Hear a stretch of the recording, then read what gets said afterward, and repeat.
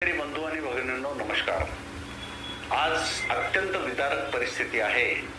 शेतकऱ्यांचं काढणीला आलेलं सोयाबीन पाण्यात पोहतंय. कापसाला एकही पात्र राहिलं नाही.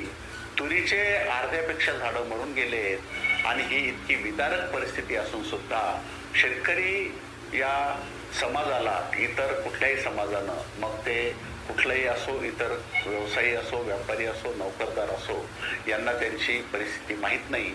ही परिस्थिती माहीत होत असते.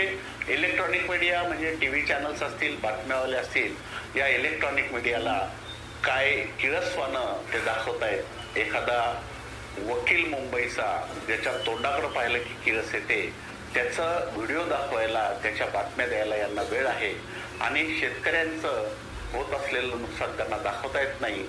समाजात जातीमध्ये तेढ निर्माण करण्याचं या बातम्या हे दाखवतात आणि शेतकऱ्याचं काय नुकसान होत आहे ते दाखवत नाही. कोणालाच शेतकऱ्याची कदर कशी नाही. मंडळी, याला एकच उत्तर आहे. आपल्याला एकत्र यावं लागेल. गावागावातल्या शेतकऱ्यांनी आपल्या राजकीय आमदार असेल, खासदार असेल, मंत्री असेल, त्यांच्याकडे जा, त्यांना परिस्थितीची जाणीव करून द्या. त्याशिवाय आईला सुद्धा रडल्याशिवाय बाळाला आई दूध देत नाही. त्यामुळे आपल्याला असे प्रयत्न केल्याशिवाय इलाज नाही. धन्यवाद.